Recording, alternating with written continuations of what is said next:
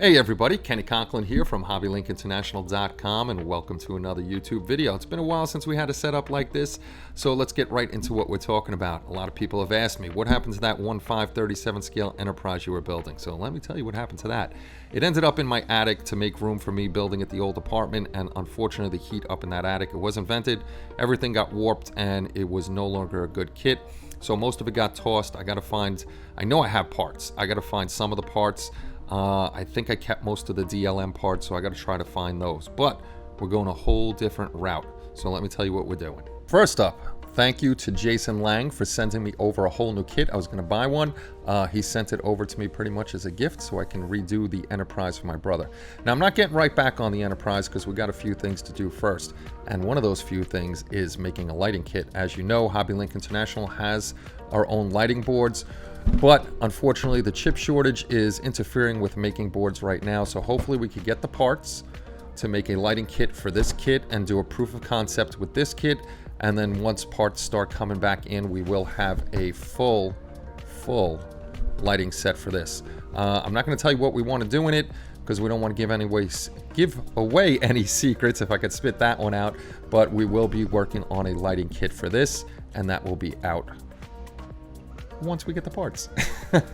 So let me show you some more stuff. As you probably could barely see right below me, there's a plethora of Star Trek Enterprise stuff right here. This is all from Greenstrawberry, so we're going to go with the Greenstrawberry route this time. I may mix and match with a couple things, but it's going to be mostly the Greenstrawberry stuff. So I don't think you're going to be able to see this on camera.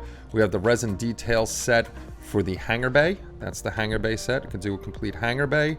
We have the Constitution class planetary sensors, the sensor domes over here. We also have the Constitution class impulse engines over here. Let's see what else we got. The Constitution class hangar entrance. So if we don't want to do a full hangar bay, we're going to do the closed one. We also have the refit officers lounge. The Constitution class refit navigation deflector. This is cool because it comes with two different parts. We have the Constitution class refit main bridge, so we can change out the bridge. We have the NCC. This one won't go on it because it's the NCC-1701 VIP officers mess, so this one will go on the side. And then we also have the Constitution class intercooler assembly. So these all are going to be reviewed on the channel, so look forward to those reviews if you're interested in the Greenstrawberry stuff to redo the 537 scale ship.